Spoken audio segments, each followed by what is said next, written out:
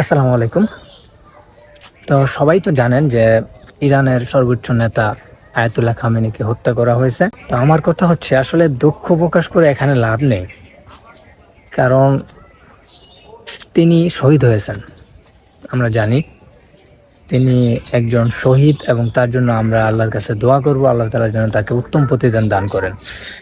তো কথা হলো আসলে তাকে যে হত্যা করা হয়েছে, যারা এর পিছনে রয়েছে, যে কাফের মুশরিকরা রয়েছে, ইসরায়েলি বাহিনী এবং যুক্তরাষ্ট্র, তো তাদের বিরুদ্ধে এই আয়াতুল্লাহ খামেনি যে একটা বিপ্লবী বাহিনী দাঁড় করিয়ে গেছেন, তার জন্য শুকর আলহামদুলিল্লাহ বলা যায়। তো তার এই বাহিনী, তাদেরকে কিন্তু আসলে তিনি এমনি এমনি তৈরি করে নেন, তার থেকেই কিন্তু তাদের জন্ম হয়েছে। আয়াতুল্লাহ খামেনি একজন বিশ্ব নেতা এবং তার যে ইমানি শক্তি, ইমানি চেতনা, তার থেকে উদ্বুদ্ধ হয়েই কিন্তু ইরানি যেই বাহিনী রয়েছে তারা কিন্তু মাঠে কাজ করে যাচ্ছে। আয়াতুল্লাহ খামেনি কিন্তু তার এক বক্তব্যে বলেছেন যে তিনি বয়োবৃদ্ধ হয়ে গেছেন, তার যে কোনো সময় মৃত্যু হতে পারে।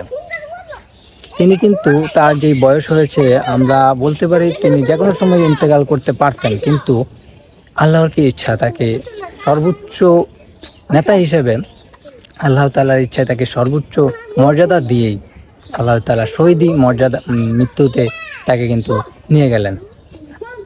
তো আসলে এতে হয়তোবা আমরা দুঃখ প্রকাশ করতেছি। একটা কথা ছিল না যে এমনই জীবন গরিবে গঠন, মরিলে হাসিবে তুমি কাঁদিবে ভুবন, সেটাই আসলে প্রমাণিত হলো।